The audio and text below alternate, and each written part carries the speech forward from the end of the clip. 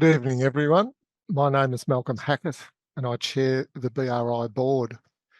Welcome to the third and final webinar of our 2025 series, Best Practice Bushfire Actions. Once again, we have an outstanding presenter in Justin Leonard of the CSIRO. Following his presentation, Justin will answer the questions submitted before the webinar and those that you can submit during the webinar. Our objective is to provide information to help you understand best practice for a new home and when you want to harden your existing home against bushfire. This series of presentations has been organised by Bushfire Resilience Incorporated, an independent, community-led, not-for-profit.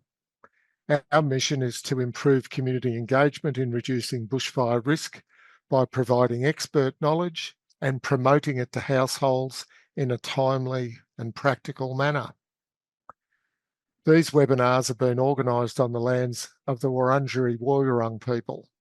BRI and our presenter acknowledge the Wurundjeri Woiwurrung and the traditional custodians of the many lands from which you join us tonight, and the Aboriginal and Torres Strait Islander people participating in this event. We pay our respects to their elders, past and present, and celebrate the diversity of Aboriginal peoples, their ongoing culture, and 65,000 years connection to the lands and waters across Australia. Please note that the webinars and the presenter are providing information, not advice. Our intention is to provide general information about risks to property, people, and animals. It's your responsibility to seek advice for your particular situation. This may be a sensitive topic for some people, and suggested services are shown on the screen. We'd like to thank our sponsors and supporters, the Bendigo Bank Community Bank branches in our local area, the CFA, the Warrandyte Riverside Market, the City of Manningham, the Warrandyte Bridge over the Yarra, Nillumbik Shire Council, and Davey Pumps, and most recently, the Resilient Canopy, a community resilience movement transforming Australia's response to social and climate challenges with communities at the helm. Justin Leonard is an industry expert, and we've been fortunate to have him involved in many of our webinars. Justin has dedicated his 32-year research career to understanding how bushfires pose risk to life and infrastructure and how that can be managed. This research combines learnings from bushfire exposure experiments, post-bushfire survey investigations, and computer modelling of bushfire interactions with buildings. Justin has been a brilliant presenter for BRI since we began back in 2020, and our audience feedback tells us that participants always learn a lot from him and feel empowered to apply his information. And now Justin will begin his presentation. Thanks, Justin. Thank you very much, Malcolm.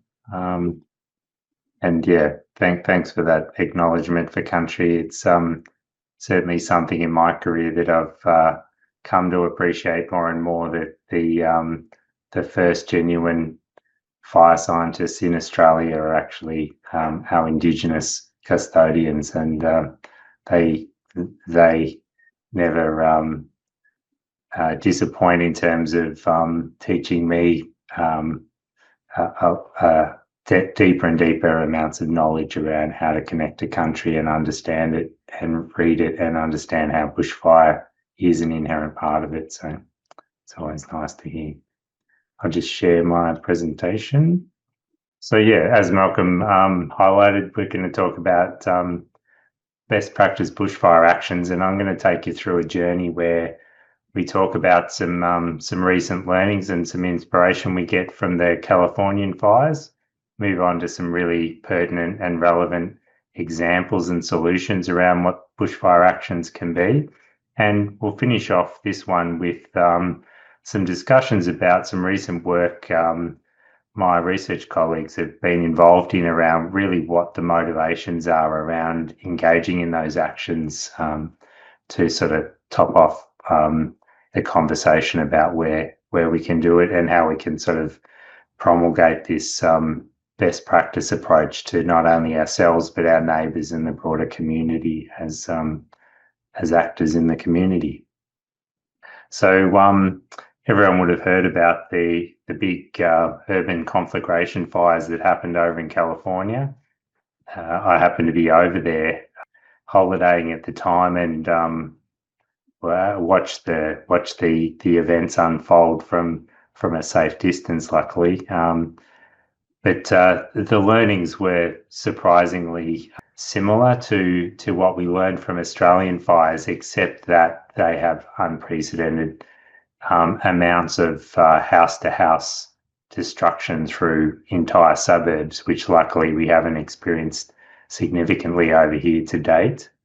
But we do need to keep a vigilance, and what's really interesting is the measures that would help them reduce the risk of both house-to-house transmission and bushfire-to-house transmission are very similar and highly pertinent to Australia. So this mosaic of pictures here shows us, say on the top left, we have interactions between burning ground cover and mulch-up to structures, and you can see the discoloration against this masonry wall, which more or less demonstrates that the intensity that even just ground surface mulch can bring to a structure.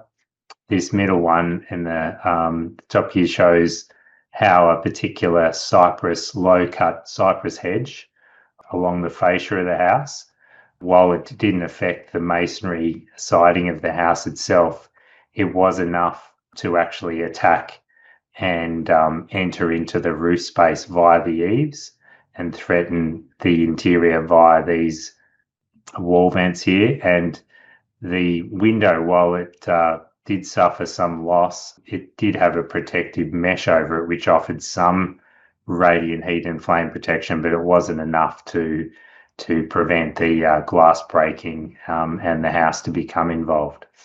The more mature cypress in the forefront shows quite a pertinent example of how the dead woody fine materials are burnt out of that tree, and those similar actions would have been happening with the lower hedge that was simply too close to the house and a very poor behaving plant type. On the far right shows those up close ember attack details where embers can exploit fine holes and areas where fine debris build up and are ready for those embers to attack, and that can happen in absence of vegetation up against the house. Bottom left is another example of how sort of surface materials, in this case it was some fairly low quality artificial grass, which typically doesn't burn, except certain varieties that lack the minimum fire retardancies that are typically in those can allow that to become a combustible surface.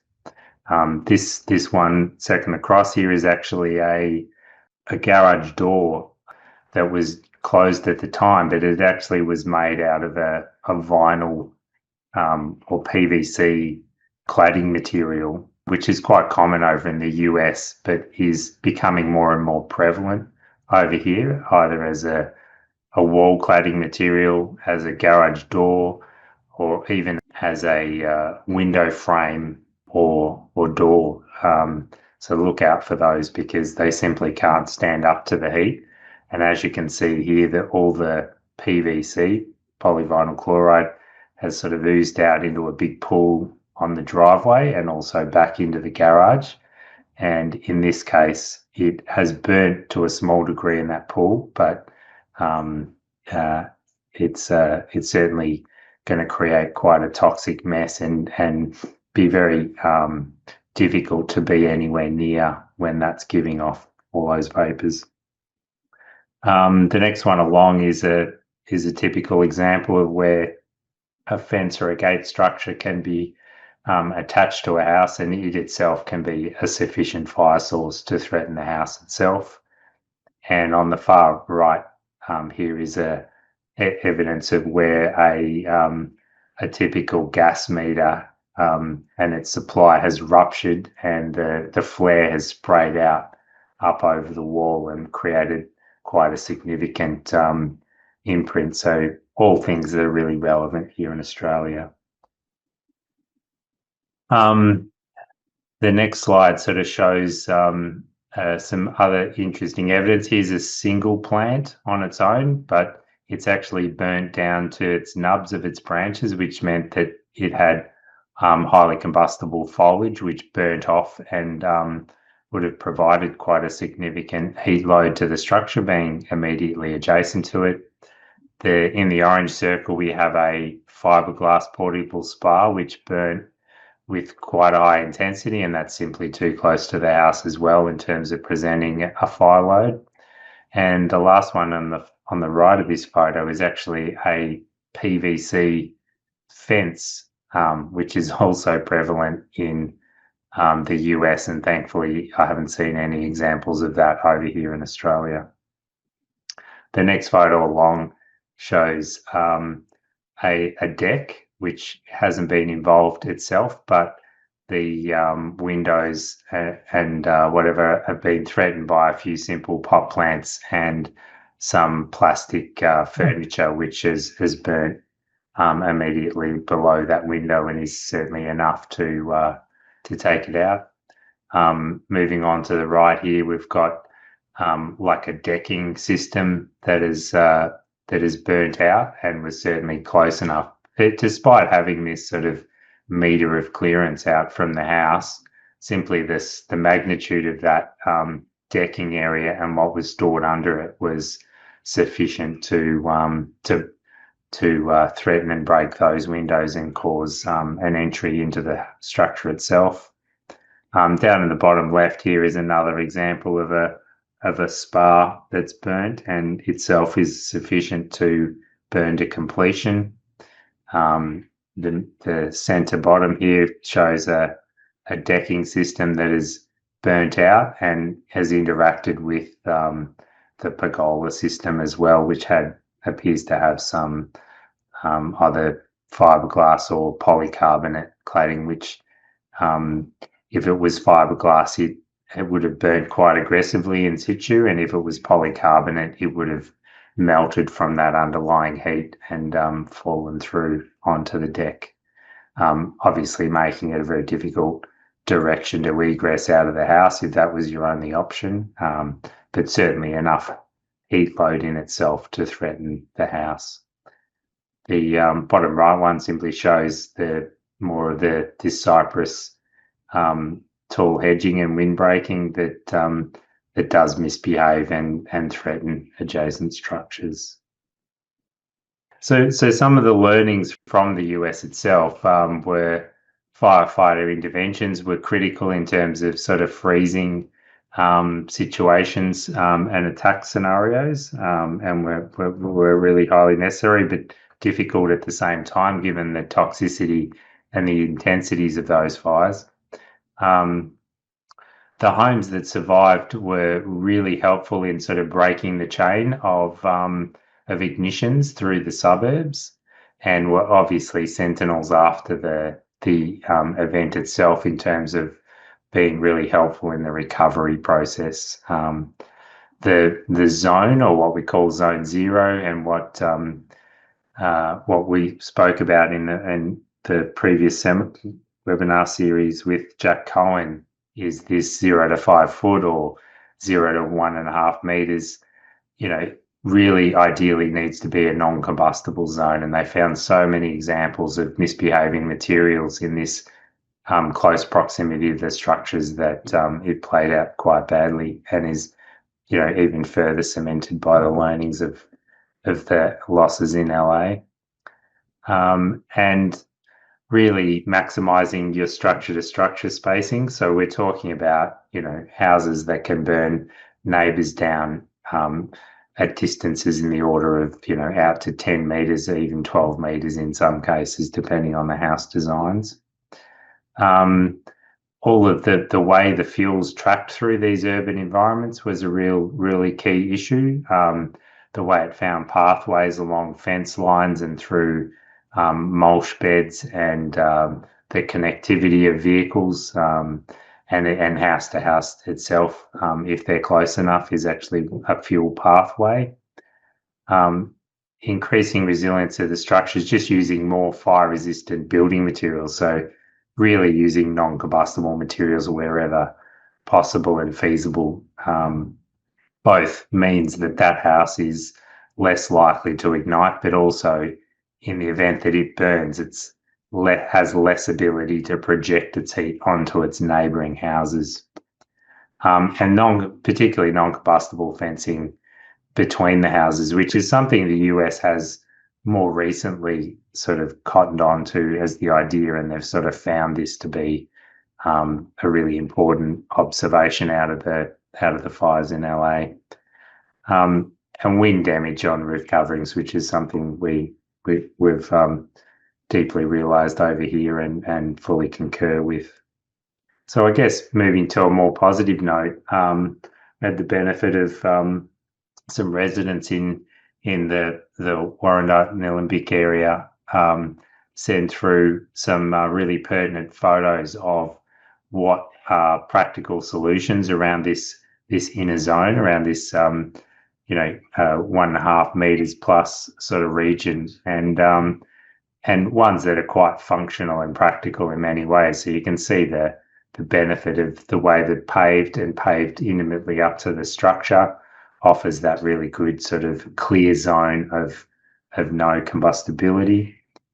Moving out from that sort of hard surface zone, sort of having an outer zone that has low flammability. In this case, it's a sort of a green lawn transition, moving out to a patchwork or a staggered interface out into the broader bush.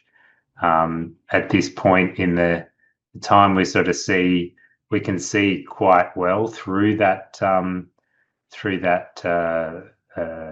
forested area. There's not a lot of sort of intermediate fills above that grassy fill, although it certainly would benefit for some grassy fill management at some point as you approach the summer to really limit that ladder fueling to prevent the involving the upper tree canopies.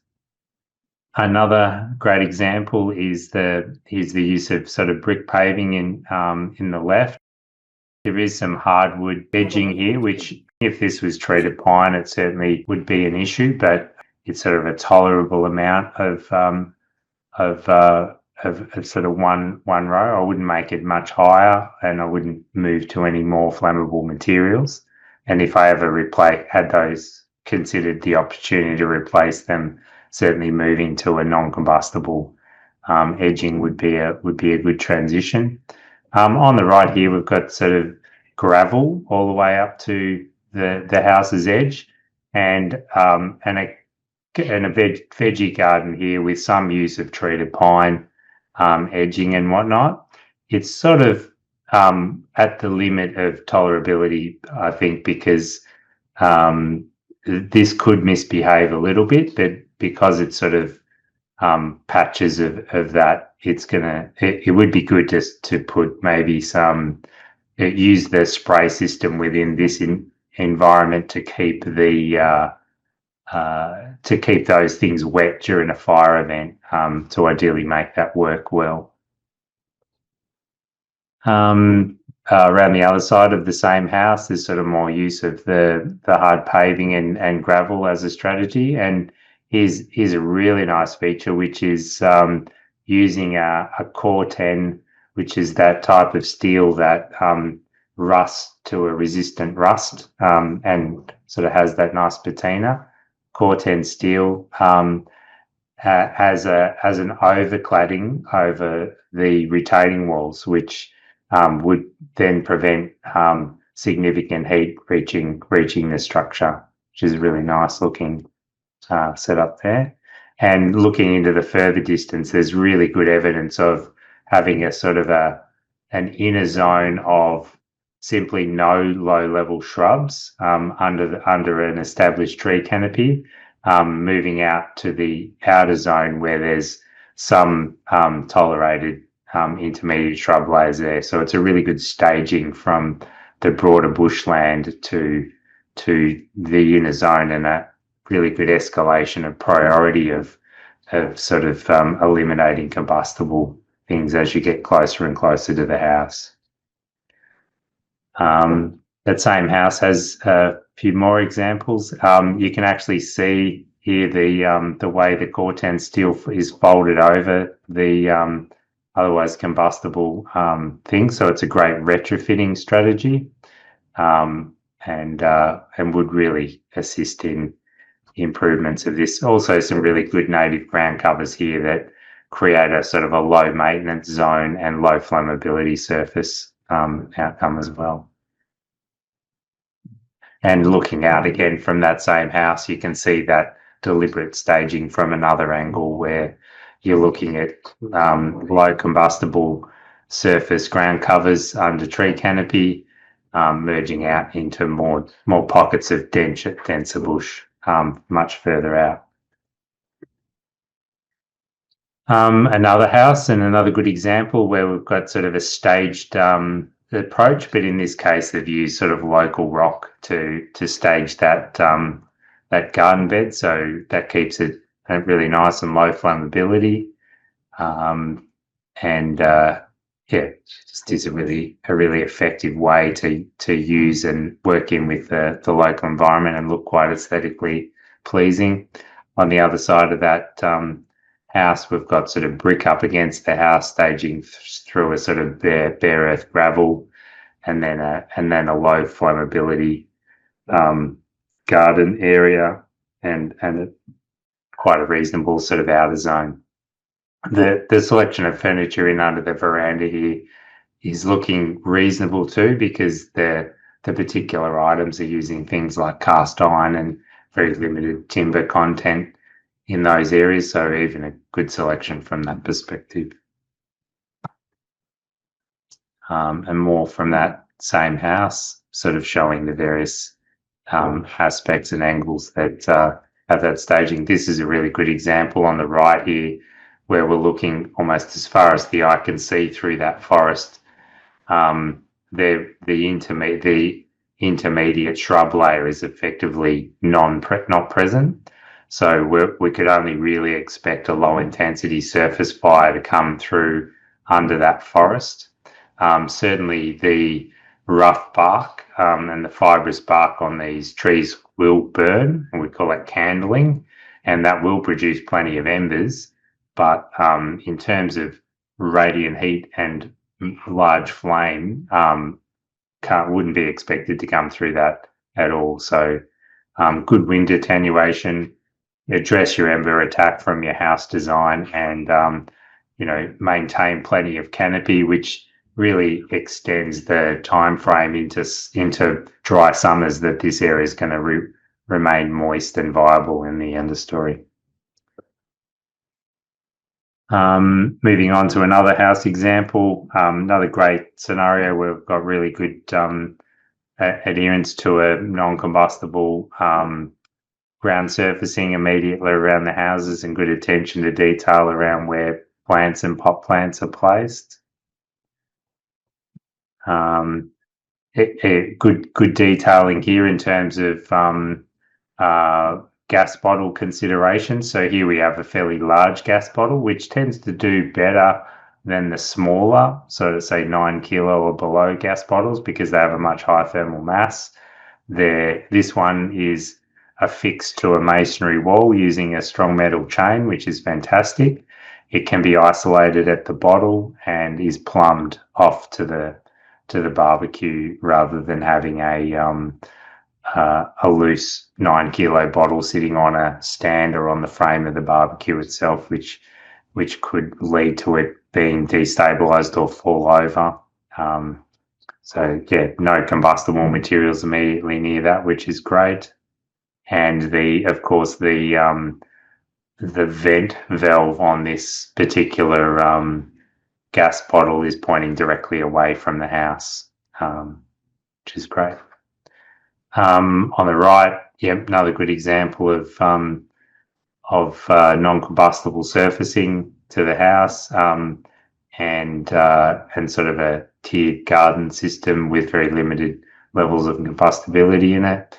Really good detailing around the gutter guard approach, which sort of does help limit leaf and debris accumulation in your gutters, but it also does limit the degree that embers can track in and get under your roof sheets or threaten the eave that your gutter line is screwed to. So a great way to sort of amber proof the perimeter of your corrugated sheet roofs. And sort of looking out even more broader from that same house, you can sort of see into the bush, and you get that outer zone where there's a really deliberate and graded staging of that shrub layer, which is non-existent in the foreground, blending to typical in the far distance. So that's going to mean that there'll be a reasonable intensity fire out there in the distance, but it'll very quickly drop its intensity and reduce to quite a low level as it gets proximal to the house. And the great benefit of this type of approach is all of this intermediate vegetation we can see in the foreground, which can't support a high intensity fire. It can't ladder up into those fuels because there's no fuel near surface or in that intermediate layer, actually acts as a radiant heat blocker and a bit of a wind attenuator between you and the bushfire. So the house, all of this intermediate stand of trees actually acts as a bit of a buffer, and it actually offers more benefit than simply clearing all that away. Now I wanted to sort of switch gears slightly and sort of introduce some work my colleague Raphael Blanchi at CSIRO in collaboration with Matul at RMIT and Peter Kamstra at the University of Melbourne. They've been looking at sort of what are the real practical motivations and perspectives that help motivate people or limit people in sort of considering and uptaking these bushfire protection measures. And I'll just take you through a few insights because that project's maturing nicely and providing those to us now. The sort of, I guess, the framework of which people are making these quite complex decisions are around sort of, you could have many contexts. You could have the new homeowner that's trying to head down a new construction path. You can sort of think of it, you might be in a position where you're sort of looking at a land and home development package within an estate, or you might be looking at a significant renovation of an existing home, which might be a multi-story dwelling or a single isolated one. Or you might be looking at sort of minor updates and tweaks because you've been a long-term owner of your existing home. But certainly that point where you're thinking about renovation or upgrades for various reasons, it might be bushfire, it might be energy safety, it might be just simply needs repair and some things are run down. Or you might be in that sort of post-disaster rebuild sort of scenario. But either way, whichever scenario you find yourself in, you've got sort of a deep financial sort of considerations, and that sort of really comes into its own. There's sort of questions around bank loans or having sufficient funds for yourself. The issues of insurance and whether it's an insurance payout or whether you can work with your insurer to find useful ways to keep your policy premium down by proactively putting measures in and convincing your insurer that you're better than the average policyholder. You've got sort of finance brokers and agents involved, friends and family that offer advice and guidance and support. And even in the rebuild sort of post-disaster scenarios, you might have grants and donations and things that could play out in that finance sector. But then you've got all these other areas like planning and planning considerations, house design, having to comply to all the relevant regulations if you're doing substantial works. You've got the building and construction industry, and I guess you've got, a whole range of advice coming from them, but also significant misinformation and pitching. And you've got sort of the considerations of maintenance and ongoing maintenance. And I guess in this whole paradigm, you've got this fundamental question about investing up front for really good measures that are going to not only create a house that's bushfire resistant right from the get-go, but has a very long design life that has little or significantly reduced maintenance overhead to maintain it over time. So there's this real question about how time plays out and how much capacity you've got to invest up front and do a really good job to make that house then, really resilient and survive and be really comfortable. So sort of the quality of house investment. But there's just so many questions and components in there that this diagram really helps sort of spell out where you are. You might be thinking about the design or the specifics. Do you involve an architect? Yes or no?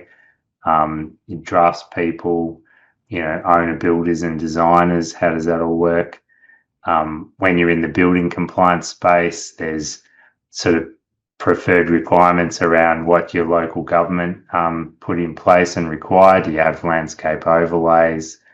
What building surveyors, finding a good one that's aware and quite good in a bushfire prone area is really handy. Do you need fire specialists and consultants? Is your network in your community really good at picking those out, or do you have specialists within your community that you can rely on? And I guess there's also an underlying question about whether you can go about this not on your own. Can you get sort of a coalition of the willing with your neighbours to work together and bulk purchase various things or go through these journeys together? Because it's such a complex and convoluted process with many actors that doing it as a collective might be a really relevant and useful way to lessen the burden of going through it. So I guess the learnings that this group involved sort of surveying a lot of people about their motivations and challenges, and I guess some of the really interesting learnings came out around the barriers. Obviously, the cost. A lot of people aren't necessarily the owners of the place they're in. They might be renting, so there might be a lack of ability to control or influence their situation as much as they would have liked. The question around sort of the anxiety of doing it, or am I doing the right thing? Sort of almost decision paralysis is a sort of thing that people mention quite a bit. And also, just fundamental disagreements about priorities and approaches within the household itself can be quite a significant barrier. So it's really worth sort of, I guess, the entire household sort of going along the journey of both learning and understanding the issues around bushfire, so you can sort of move together in a sort of a coherent and sort of understanding way with all people within the house. Time constraints and just the general sort of, call it life admin sort of overhead is sort of often a barrier for people to sort of step up and do these things. Bushfire's something that comes around infrequently but has a devastating impact. It's very easy for people to prioritise the shorter term life admin things over those longer term challenges. And then I guess, the approval processes and the regulations are sort of a barrier, either mentally or technically in themselves, and sort of the question of maintenance and how you sort of deal with these retrofit measures and weigh them up against maintenance was sort of a challenge or a barrier for people to get their head around. But on the motivational side, there was sort of a really strong feedback from the people involved that this thing called collective efficacy, which is really having those deep conversations with your peers and your neighbours and your broader community about your intentions or your concerns, and sort of building that consensus with that group tended to be a really strong motivating factor and a sort of real activator of the energy to get on and do it and have the conviction to do it.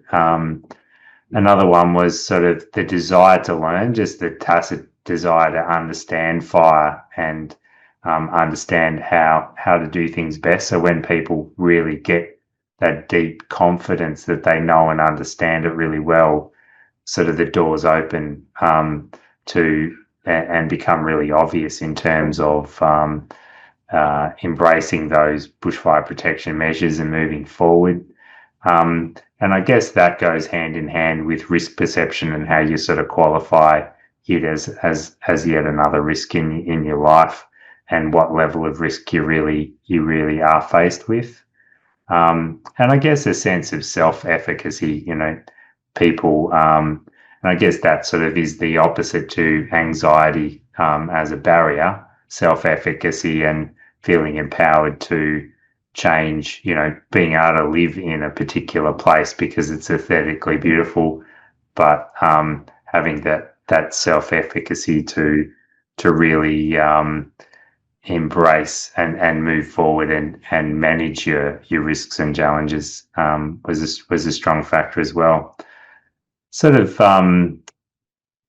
there's a sort of a positivity or a helpfulness spectrum that sort of come out, and that's sort of where I guess people found that talking to people and having real personalized conversations and support about their situation was far more motivating than sort of reading or scanning through generic information. So I think that, BRI, here I am presenting generic information, but what I'm trying to say is that it's the conversations that follow this kind of general information that really moves people to embrace and bring people to be at a point where they're far more likely to take action around these things. So please don't sort of underestimate the power of having follow-on conversations and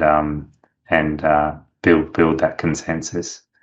And I think just the sort of personal satisfaction around sort of learning and enjoying and becoming incrementally more prepared. And I guess I added this point around, look, I really get a lot out of sort of speaking with and interacting people, either like as a teacher or as an expert in this field. But in doing that, I learn so much and get so much back and reinforce, my conviction to do things to my own house and whatnot. So whether you're participating as a teacher or a student, that process itself is a strongly motivating process. So interesting that those learnings sort of really floated to the top out of all these approaches.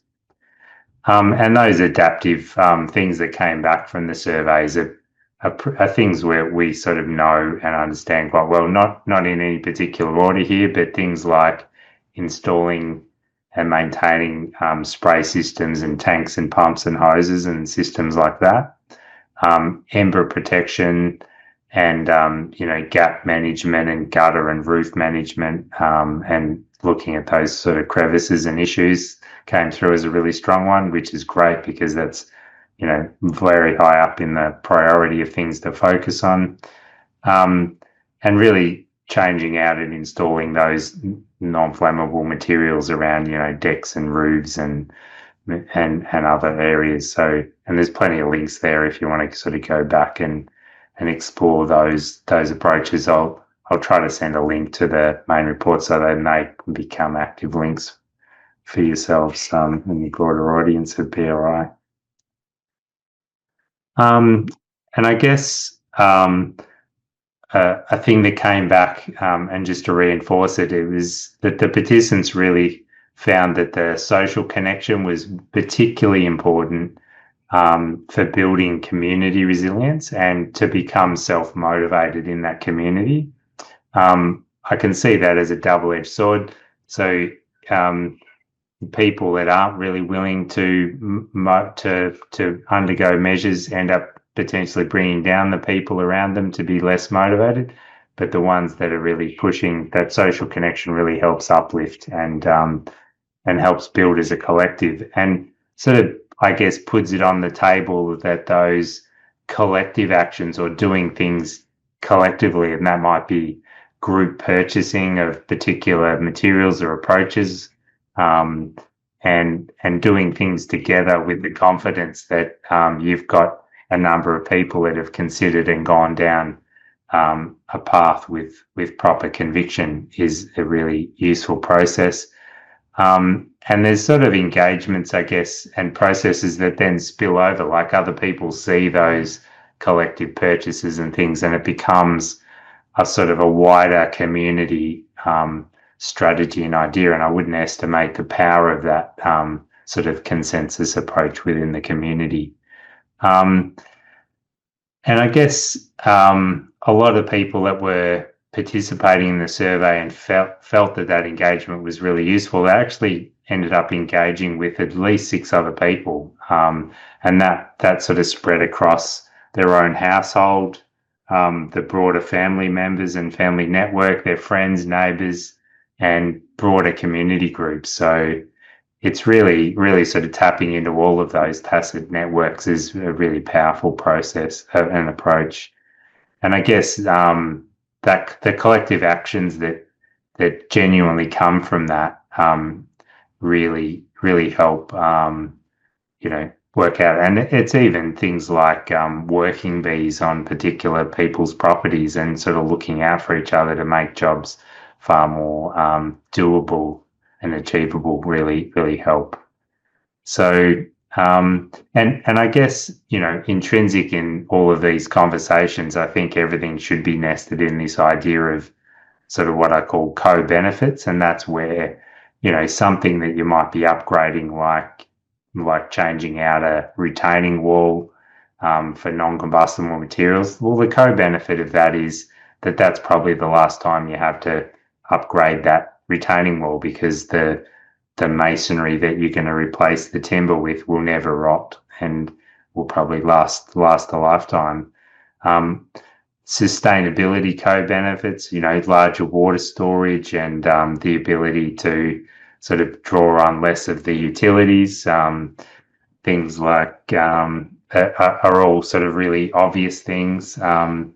And things like putting mesh screens over windows, there's safety and security from pests and things like that are all these co-benefits. So really, we shouldn't be talking about bushfire as an isolated issue to tackle in isolation. It should be how can we enrich in our lives, make our living environment far nicer to work with, and reduce the overheads and the maintenance costs in the long term by building out things, really, really well and effective in the first place, so that they can, last a lifetime is sort of a philosophy that I'd really like to instill. And I'll leave it there. Thank you.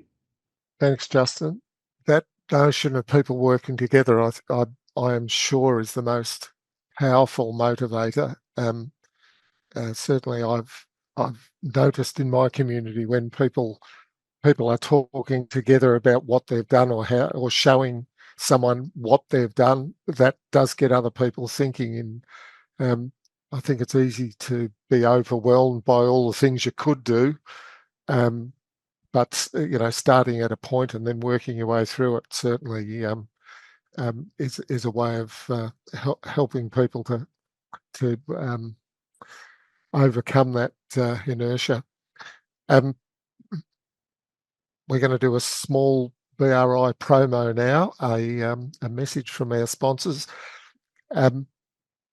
Can I ask you all, if you're watching this, whether it's live or later, to please encourage your friends and community group, families who are living with bushfire risk, to register to become a BRI subscriber. That means that information will be sent with upcoming events, and also there's material on our website that people will find useful once they get on there. We send a lot of information out through Facebook, so please follow our Facebook page and share our posts. And we're grateful to the numerous groups and the individuals around Australia who've been sharing our posts and getting our message out there so that people know we exist. I hope we'll all complete the feedback survey that we will email to you. Your comments aren't just useful for us to guide us about what you want, but they also help other people.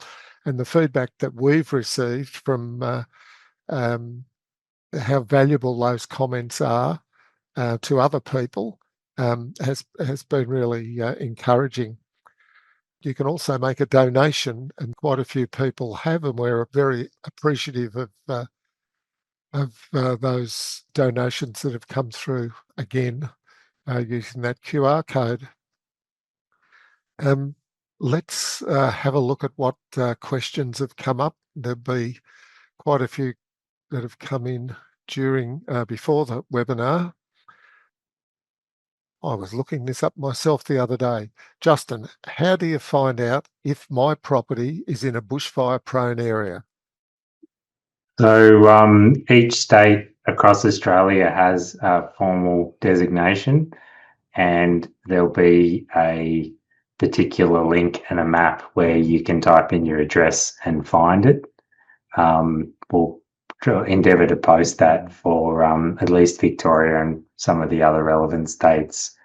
But I think it's something like the Landsvic website that declares that shows you and allows you to type in your address and even look around a map and show you where the edge of that bushfire prone area is for Victoria. Yes, I was looking that up for my community the other day, and in Nillumbik, most of us are in either a bushfire-prone area or a bushfire management overlay, which means we're at high risk. There's a question, or I guess it's a follow-up. In WA, bushfire-prone areas are defined as land within 100 metres of bushfire-prone vegetation, and AS 3959, the standard, excludes vegetation beyond the same distance. What are the minimum precautionary measures you would recommend for existing homes that fall outside these defined bushfire-prone areas but may still face some level of risk of ember attack? Yeah, sure. So, and that's similar to Victoria. In fact, you'll notice if you look at the bushfire prone area map, you'll see that the line appears to be drawn at least around 100 metres out from bushfire prone vegetation or the source of the bushfire.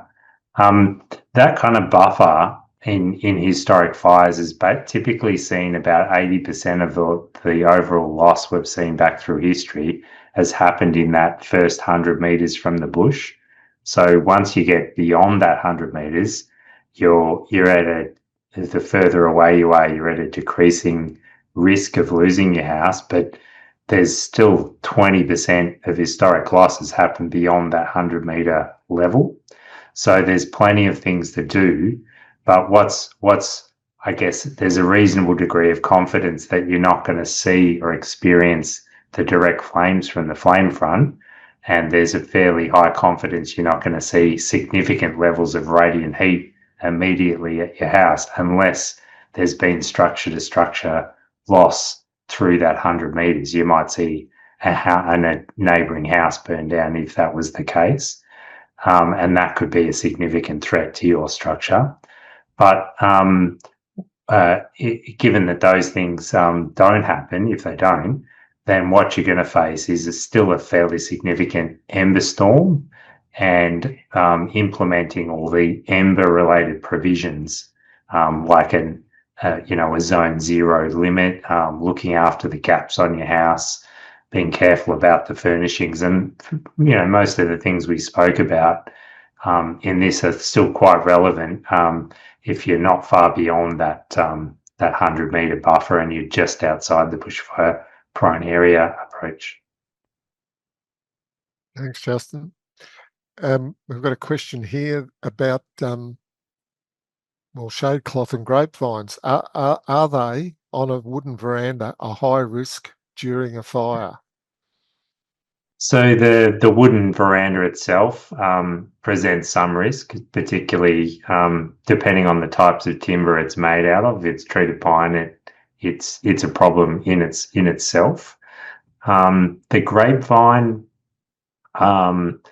will have some degree of fine debris and leaf litter trapped within it, and certainly during a bushfire, additional leaf debris and twigs can blow into it, and combined with embers start to burn in little pockets and then start to involve the timber frame and then potentially impact the structure. So that combination of things isn't ideal up against the house.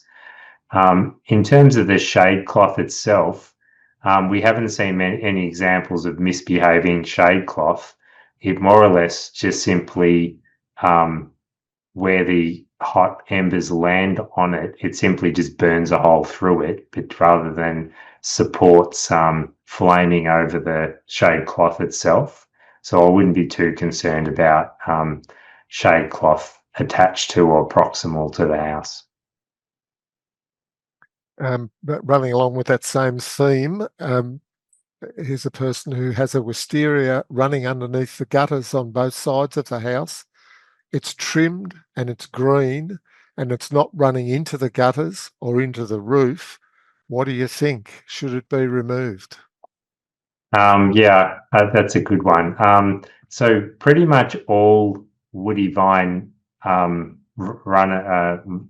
things like that all carry some degree of sort of leaf and debris that builds up over time. And yes, it's possible to be really diligent and keep trimming them back and trying to keep everything as green as possible, but it's almost like a never-ending strategy to do it as well as possible. And as I described around the grapevine issue, it's got the same problem. You've basically got a complex structure that can trap wind-blown debris during the fire event itself. Even if it's perfectly manicured and clean prior to the fire event, debris will blow into it and embers will find that debris, and it could be responsible for holding small flames against your house during that event. And for those reasons, it's not recommended. And I guess depending on the specific one, just the bark itself could then also play a role in adding some fuel to it, even though the underlying branches and stems are green.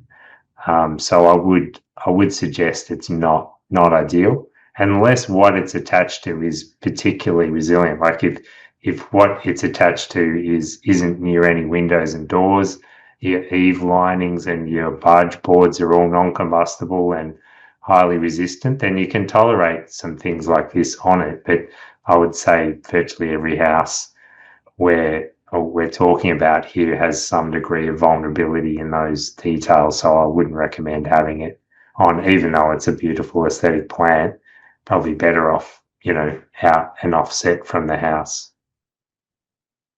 That's a sad answer for that person, but I'm sure it could well save the home. This person is interested in materials and products to seal the gutter end of a corrugated roof. What do you know? Yeah, so there are quite a few tailored products like profile foam, things that can be put in underneath. There's all of the gutter guards that I mentioned that go from the gutter to affix to the top of the corrugated iron, and that's actually a way to ember-proof that access path.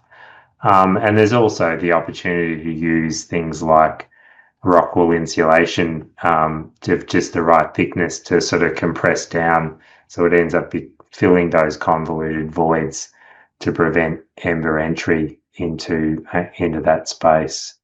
Noting that in some cases there needs to be some degree of breathability, so be careful that you don't sort of create a condensation problem by going there. So probably leaning towards the ones that allow things to breathe, like the gutter guard and the rock wool. Or if you're going to use the foams that are breathable are probably slightly better than the ones that simply lock that out as an air access path, which is there for a reason. Staying on that theme of gutters, this person has a metal gutter guard. Do I need to worry about filling my gutter with water as per the Rural Fire Service advice if I've actually got gutter guard over it? Yeah, I guess all gutter guards aren't created equal. Some have quite coarse meshes and some have fine mesh. And what people, even with the fine mesh ones, will notice is very, very fine debris will get through them and build up almost as a slurry layer in the bottom of their gutters over time. And it is possible for that to burn if it's left and dried out long enough. So some degree of wetting is useful, but if your gutters are spick and span clean and you've got, less than 2 mil aperture in your mesh on your gutter guards and things, then the need to keep them wet really isn't there.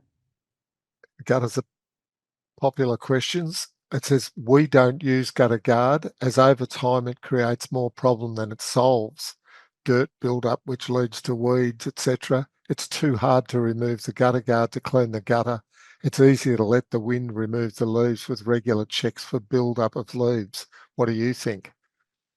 Yeah, so I guess by not having gutter guard, you sort of you're not getting that benefit of that ember proofing strategy, which is unfortunate. And also, I guess there are some novel ways to try and clean your gutters by sort of jet blasting water through your gutter guard to try and clean that dirt and accumulation and flush that down the approach. So sort of finding a way to work with gutter guards probably more recommended than avoiding it. But there are some really novel things to do. Like if you've got a steel framed house that and you've got non-combustible fascia boards, then some burning in your gutter isn't necessarily going to transition to a house or bad structural outcome.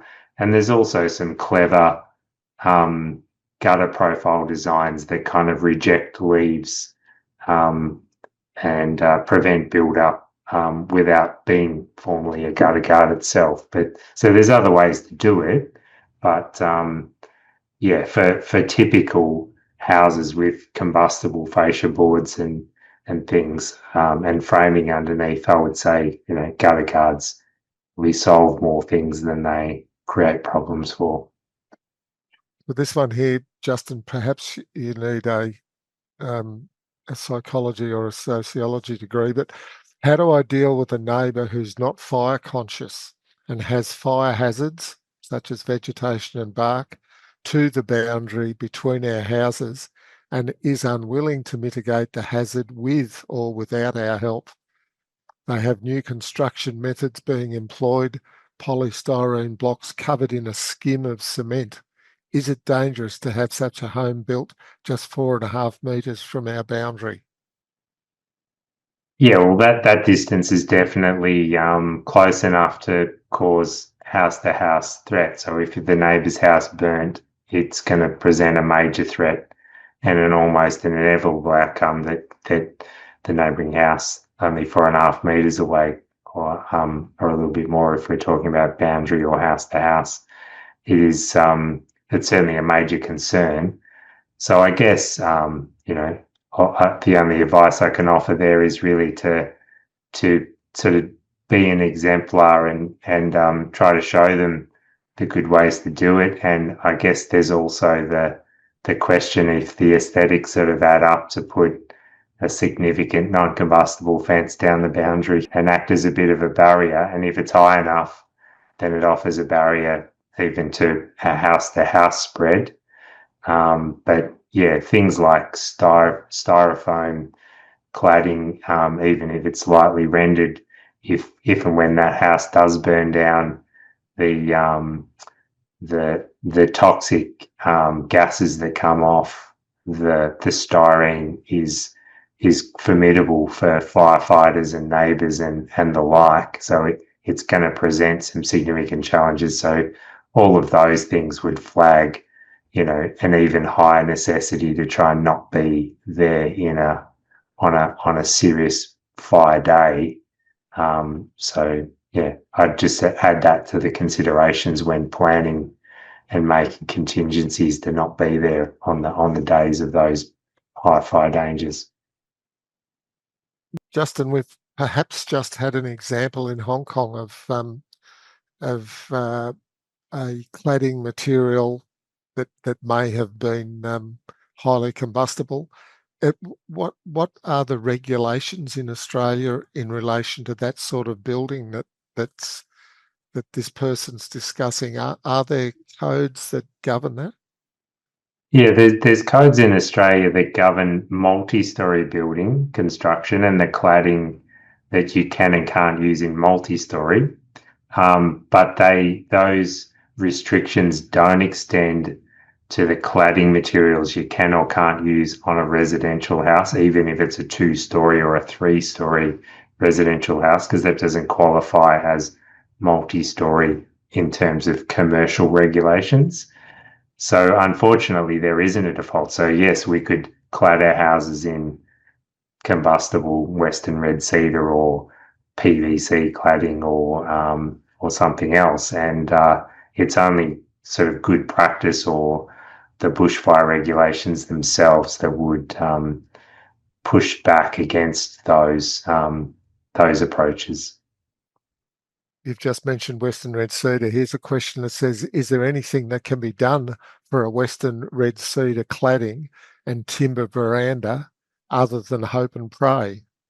Well, there's make sure your insurance policy is adequate for replacement. There's having a really good plan to not be there on a high bushfire risk day. There's installing an extensive spray system to ensure all those surfaces are wet throughout an entire fire event.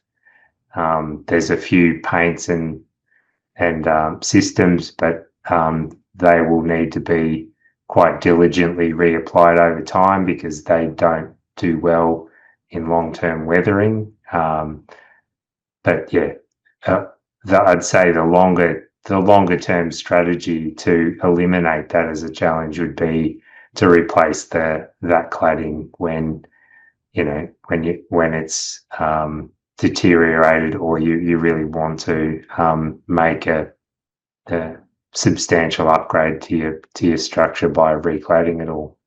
How far away from your house should your wood piles be?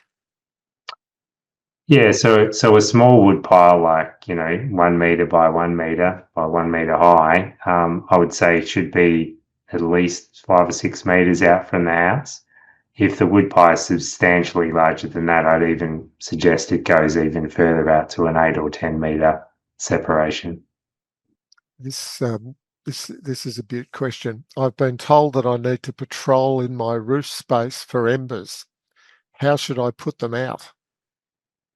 Find the best pump action super soaker water pistol you can get your hands on, and have that ready near the manhole that doing your observations through. So one that can shoot a good 10 or 15 metres in a steady stream would be a great sort of defence approach to have it. And yeah, and think about a head torch, but don't forget turning the head torch off and then and looking for evidence of glowing, turning it back on, helping you aim, all that sort of thing would be really useful. But yeah, surprisingly, a water pistol is pretty handy in that. Bigger the better. This same person, their electrical cabling runs through the roof. Should they turn their power off if a bushfire is coming? If the roof develops, if a roof fire develops, it's already going to get to a point that it's inevitable and will involve the entire house. The wiring or the shorting of the wiring in the roof is simply just a small complication that will add to that. But in cases where people have residual current device fitted, which is like most modern houses, those particular circuits will trip very quickly and not add in any significant way to the rate of spread of the fire.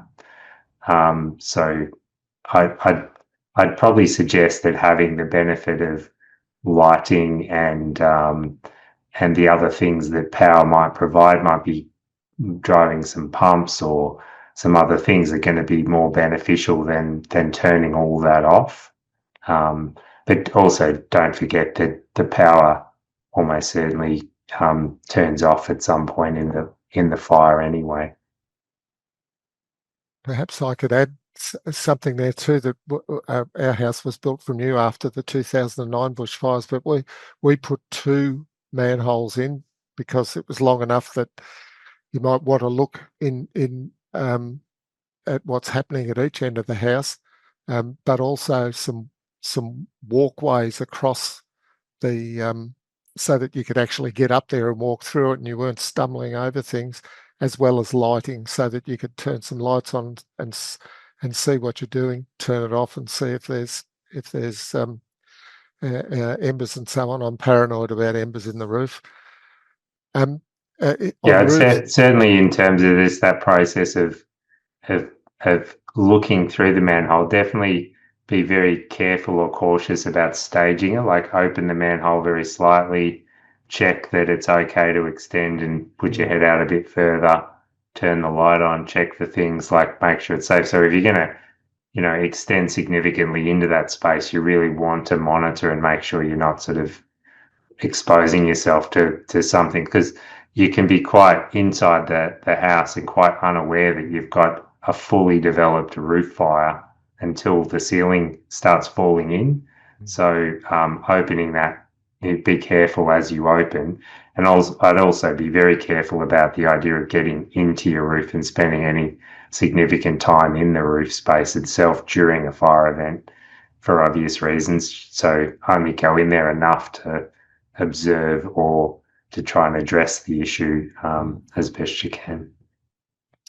This person would like to know, how grave is the risk of having tarps on the roof? So tarps are many and varied, but they typically do only get holes burnt in them rather than them be a significant fuel source themselves. So, but I'd be a bit careful about the type of tarp and whatnot. So, the typical really cheap blue poly tarps act a bit like shade cloth and just sort of burn through. But there's all different types of tarps, and some of them may be flammable, so or significantly flammable. So I'd be a bit careful in qualifying that the tarps aren't much of a risk, because some tarps may be. And I guess if you've got the opportunity to get a small offcut off that, or a bit of overhang off that tarp, you could cut it off and do a little flammability test on it to be sure that it's either an okay behaviour or it's going to be a significant fuel load on your roof. This question, I guess, is particularly about retrofitting, but what needs to be done to check and seal ridge capping of corrugated iron roof? and what's suitable products? Yeah, so very similar answer to that of the other end of the roof sheets, where you can take your roof capping off, clean it all out, because quite a lot of debris will have lodged in there over the many years, and then either put sort of that rock wool insulation or fiberglass insulation down, clamp it down by the roof capping so that closes off all your convolutes while still allowing it to be breathable, or use one of the foam products. There's also a strategy of sort of, if you've pulled your roof capping off, there's a thing called weatherizing the things, which is turning up the lower valleys of all of the corrugations, and then putting the rock wool or fiberglass down and screwing it down. For many houses that's already done, but if it's not, that helps to a small degree as well. This person has read about people relying on mains water and electricity supply being available or not available during a fire. What are the minimum suggested requirements for water tank capacity and pumps?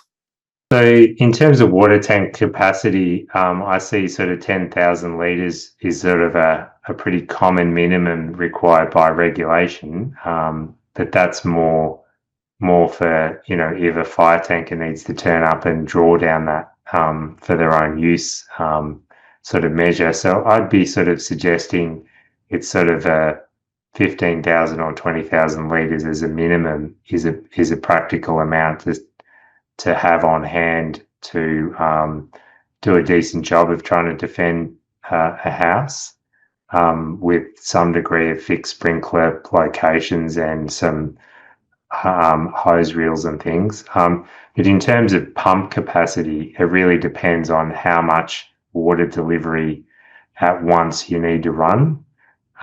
So, more heads means a bigger pump, but certainly, the absolute requirement is to have a pump that's well protected and is going to operate under the really hot conditions and run long enough to run out your entire tank without having to refuel it, because refueling it in a bushfire environment outside is probably one of the biggest life safety conundrums anyone would face, trying to tip fuel while embers are flying around everywhere. Just isn't something you want to contemplate or manage. And also, I guess, systems where runoff from if you're pumping water up onto a roof or onto a big flat area, and that's collected and repurposed and pumped back again, so you're recirculating the water, obviously extends that sort of water capacity a long way. You probably wouldn't have had this question 5 years ago. What's a good way to store solar batteries? So solar batteries, I guess there are certain requirements for where you have to put them and what they're attached to that sort of limit the ability for them to involve the wall they're on. But they should be protected ideally from radiant heat and direct flame approach from a bushfire, and be in a responsible location that you're not going to put other combustible elements near. And in that scenario, they should be fine. Here's a good question about the bell. Is it a valuable indication of risk for people to know their bell rating? I think it's essential for people to know their bell rating, simply because it helps them understand what they're up for if they start going down a substantial retrofit approach that might trigger planning and building requirements, because they will have to build to those bells. In terms of bell being a risk indicator, I would say yes and no. Certainly the higher bells indicate a higher exposure or a more intimate connection to the bush, but it definitely doesn't encapsulate the issues about how far away from places of relative safety you might be? Like, are you at the end of a long convoluted road that that has bush on both sides and things like those other risk factors? Where is your neighbour's house? Isn't a factor in a bell. How well you maintain the bush or a bush on a neighbouring property isn't really part of it. There's many factors that go beyond it. So I'd say it's part of the process, but I certainly wouldn't rely on it as the key indicator of risk. Can diesel generators be stored next to a double brick wall of a building? Yeah, they certainly could. There's no reason why they couldn't. What if you are going to put it next to the double brick wall? I would try to put it in a dedicated enclosure so it can run and operate in that position and be protected and be able to sort of draw on relatively cool shaded air and environment there with a large diesel fuel tank on it. So you've got a really good spot where it's happy and safe and is likely to operate throughout the event. You touched on this in your presentation. Are metal fences better than wooden fences? Yeah, obviously. So moving to non-combustible fencing, they're going to offer a greater barrier, and you've by changing a timber fence out to a metal one, you've eliminated a major potential fire source.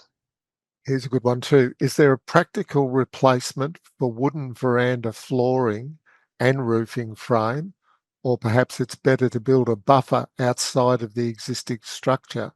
And I think you've spoken about this in other webinars. Yeah, so I don't think a buffer outside the structure is particularly relevant because the embers that are going to pass over that buffer or reach the veranda and decking is relatively straightforward. So I'd address it through the design and materials used in the decking. And rather than go into the deep details, I'd encourage you to go back to those previous webinar presentations where we've sort of focused a good 10 or 20 minutes on effective deck design and all the relative material choices and design trade-offs between the deck frame and the boards themselves. And I think we're nearly up to our last question. How close can branches be to the house? So they shouldn't be overhanging because branches overhanging mean a greater debris load on the house itself and the possibility for them to fall off and impact the house and open up vulnerabilities.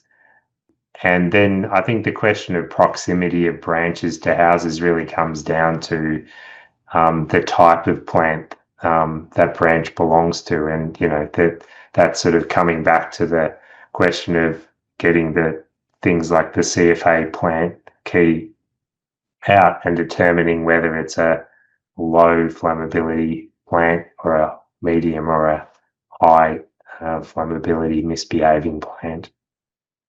Because this is related to plants, one more. What is the approximate distance you should keep the intermediate shrubbery layer away from the house?